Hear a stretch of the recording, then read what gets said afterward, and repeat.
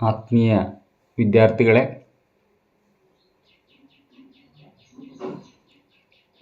ರಾಣಿ ಚೆನ್ನಮ್ಮ ವಿಶ್ವವಿದ್ಯಾಲಯ ಬೆಳಗಾವಿ ಇವರ ಪಠ್ಯಕ್ರಮ ಅನುಸಾರ BA BSW SEP ಅವಶ್ಯಕ ಕನ್ನಡ ವಿಷಯದ ಸಾಹಿತ್ಯ ಸಂಪ್ರತಿ 1 ಇದರ ಕುರಿತು ನಾನು ಶ್ರೀ ಸುಖದೇವಾನಂದ ಚವತ್ರಿಮಠ ಸರ್ಕಾರಿ ಪ್ರಥಮ ದರ್ಜೆ ಕಾಲೇಜು ನೇಸರಗಿ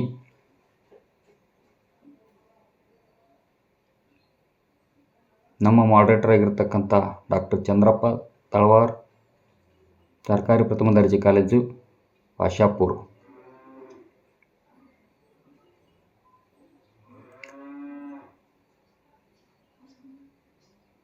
ಸೆಷನ್ 2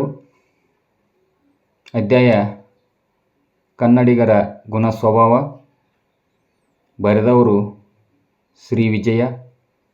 ಹಿಂದಿನ ಸೆಷನ್ನಲ್ಲಿ ಕವಿ ಪರಿಚಯ, ಕಾವ್ಯದ ಆಶಯ ಹಾಗೂ ಆರಂಭದ 4 ಪದ್ಯಗಳ ಕುರಿತು ನೋಡಿದ್ದೀವಿ. ಈಗ ಅದರ ಮುಂದುವರೆದ ಭಾಗವನ್ನು ನಾವು ನೋಡ್ತಾ ಇದ್ದೀವಿ.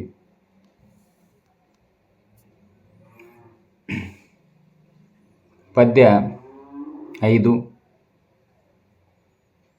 ಜಾನರ್ಕಳ್ ಅಲ್ಲದವರುಂ ಪೂನಿಗರ್ ಅರಟೆಯದೆ ಎಂ ಅರಿವವೋಲ್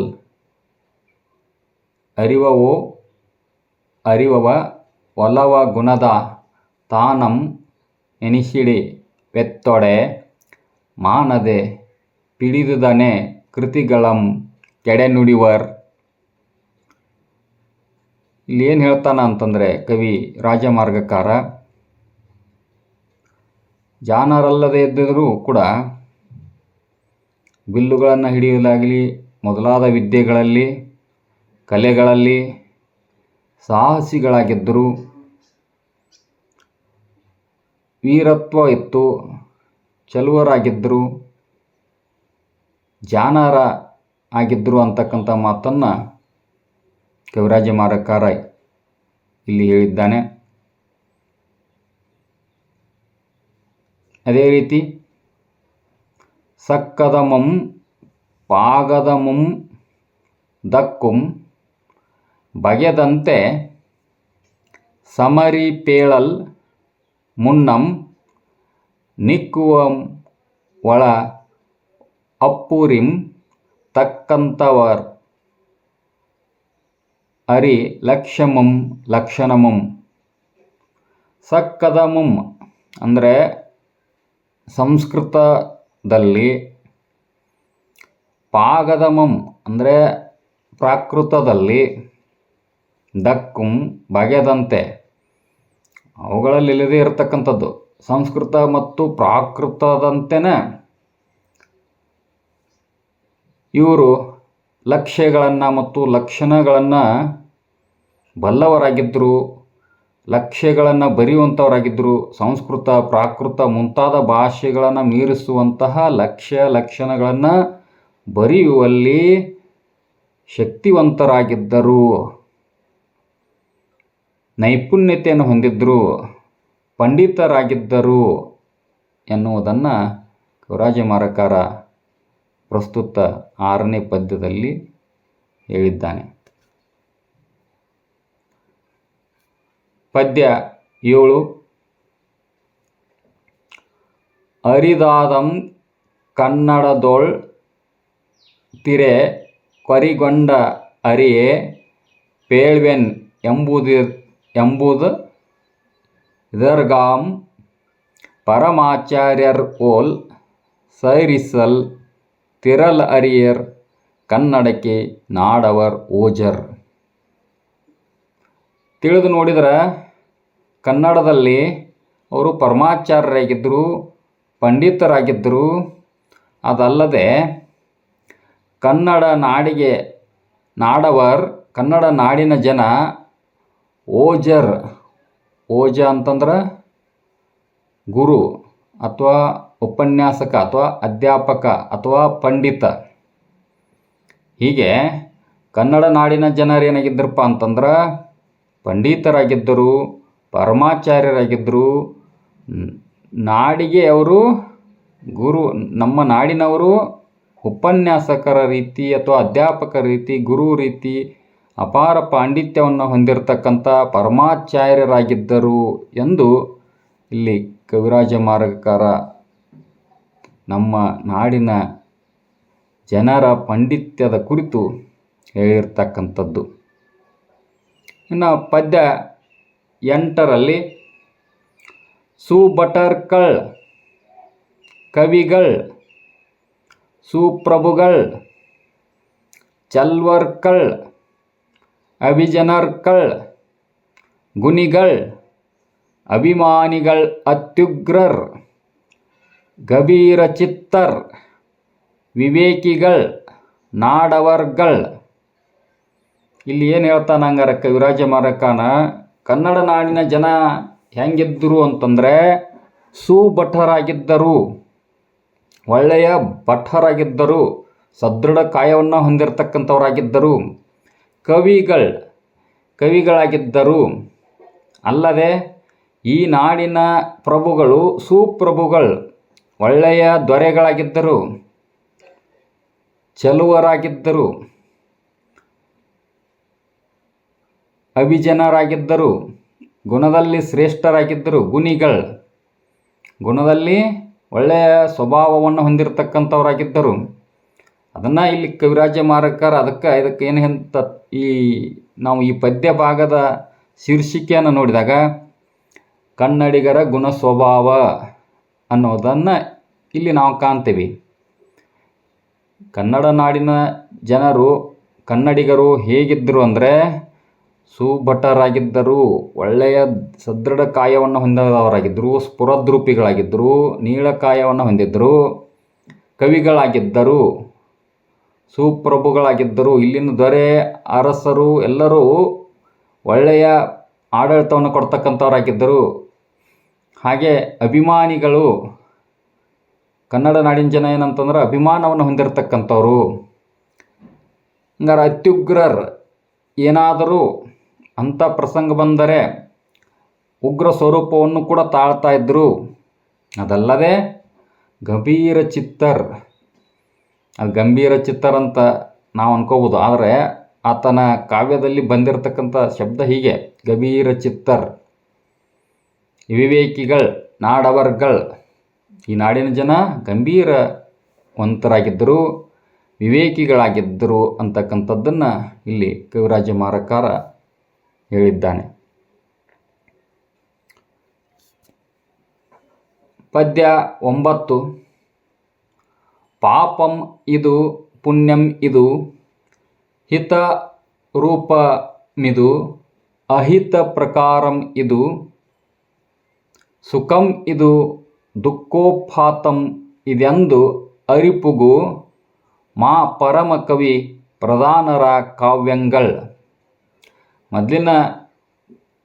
ಇಲ್ಲಿನ ಪರಮ ಕವಿಗಳು ಅವರ ಪ್ರಧಾನ ಕಾವ್ಯಗಳಲ್ಲಿ ಪಾಪ ಪುಣ್ಯ, ಹಿತ ಅಹಿತ, ಸುಖ ದುಃಖ ಇವುಗಳ ಕುರಿತಾಗಿ ನೀತಿ ಬೋಧಕಗಳಂತೆ ಕಾವ್ಯಗಳನ್ನು ರಚಿಸಿದ್ದಾರೆ. ಅವರ ಕಾವ್ಯ ವಸ್ತುಗಳೆಲ್ಲ ನೀತಿ ಬೋಧಕಗಳಾಗಿದ್ದುವು ಅಂತಕ್ಕಂಥದ್ದನ್ನು ಪದ್ಯ 9ರಲ್ಲಿ ಕವಿರಾಜ ಮಾರ್ಗಕಾರ ಅಥವಾ ಶ್ರೀ ವಿಜಯ ತಿಳಿಸಿದ್ದಾನೆ. ಪದ್ಯ 10.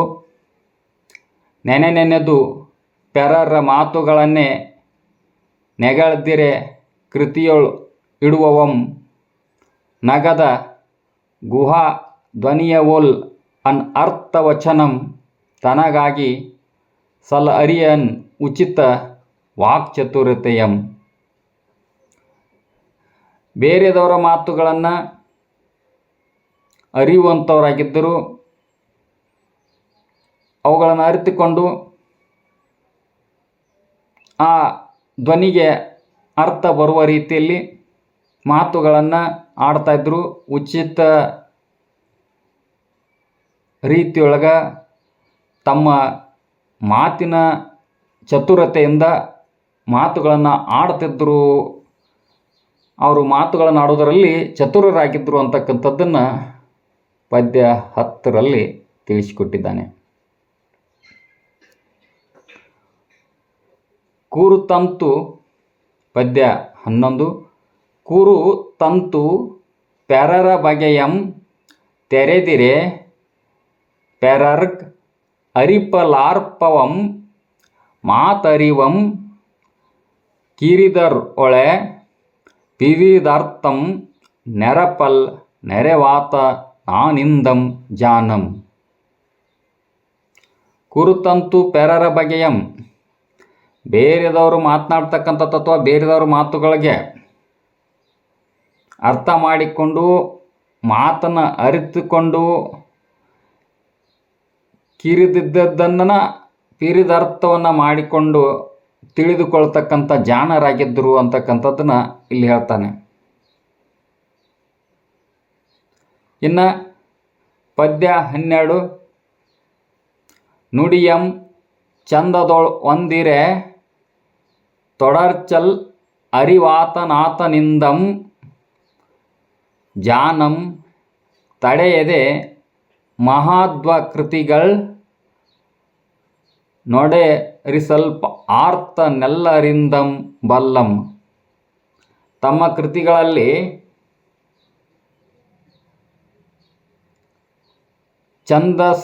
ಛಂದೋಬಂಧವನ್ನು ತರಲು ಬಲ್ಲವರಾಗಿದ್ದರು.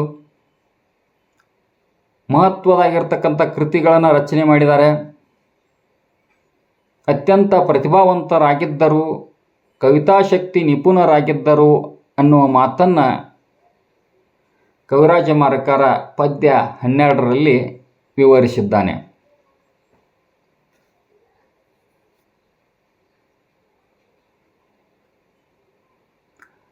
ಮಾತರಿವರ್ ಪದ್ಯ 13. ಮಾತರಿವರ್ ಕೆಲವರ್ ಜಗ ಅತೀತಗತ ಮನುಜರೊಳಗೆ ಮಾತರಿವರೊಳ್ ನೀತಿವಿದರ್ ಮಳ ಕವಿತಾನೀತಿಯುತರ್ ಕೆಲರೆ ಪರಮಕವಿ ಋಷಭರ್ಕಳ್. ಮಾತರಿತ ಜನರು ಬಲ್ಲಿದರು, ಕವಿತಾಶಕ್ತಿ ನಿಪುಣರು ಆಗಿದ್ದರು ಎಂಬುದನ್ನು ಕವಿ ಈ ಕಾವ್ಯ ಭಾಗದಲ್ಲಿ ಬಹು ವಿಸ್ತೃತವಾಗಿ ತಿಳಿಸಿದ್ದಾನೆ. ಒಟ್ಟಿನಲ್ಲಿ ಕನ್ನಡ ನಾಡಿನ ಜನ ಜಾಣರಾಗಿದ್ದರು, ಪಂಡಿತರಾಗಿದ್ದರು, ಚಲುವರಾಗಿದ್ದರು, ವಿವೇಕಿಗಳಾಗಿದ್ದರು, ಗಂಭೀರ ಚಿತ್ತರಾಗಿದ್ದರು, ವೀರರಾಗಿದ್ದರು, ಒಳ್ಳೆಯ ಪ್ರಭುಗಳಾಗಿದ್ದರು, ಒಳ್ಳೆಯ ಗುಣ ಸ್ವಭಾವವನ್ನು ಹೊಂದಿದವರಾಗಿದ್ದರು, ಅಭಿಮಾನಿಗಳಾಗಿದ್ದರು, ನೀತಿವಂತರಾಗಿದ್ದರು. ಪಾಪ ಪುಣ್ಯ ಸುಖ ದುಃಖ ಇವೆಲ್ಲ ಪರಿಕಲ್ಪನೆಗಳನ್ನು ಬಲ್ಲವರಾಗಿದ್ದರು ಎಂದು ಕವಿರಾಜ ಮಾರ್ಗಕಾರ ಇಲ್ಲಿ ತಿಳಿಸಿದ್ದಾನೆ. ಇಷ್ಟು ಕನ್ನಡಿಗರ ಗುಣ ಸ್ವಭಾವ ಕಾವ್ಯ ಭಾಗದಲ್ಲಿ ಬಂದಿರತಕ್ಕಂಥ ವಸ್ತು ವಿಷಯ. ಒಟ್ಟಿನಲ್ಲಿ ಕನ್ನಡ ನಾಡಿನ ಜನ ಒಳ್ಳೆಯ ಗುಣ ಸ್ವಭಾವಗಳನ್ನು ಹೊಂದಿದವರಾಗಿದ್ದರು. ಆ ಹಿಂದಿನ ಪರಂಪರೆಯನ್ನು ನಾವು ಇಂದಿನ ಪೀಳಿಗೆಯವರು ಉಳಿಸಿಕೊಂಡು ನಮ್ಮ ಪೂರ್ವಜರ ಸಂಸ್ಕೃತಿ ಆಚಾರ ವಿಚಾರ ನಡೆ ನುಡಿ ಪರಂಪರೆಗಳನ್ನು ಬೆಳೆಸಿಕೊಂಡು ಉಳಿಸಿಕೊಂಡು ಹೋಗಬೇಕೆಂಬುದು ಈ ಕಾವ್ಯದ ಆಶಯ.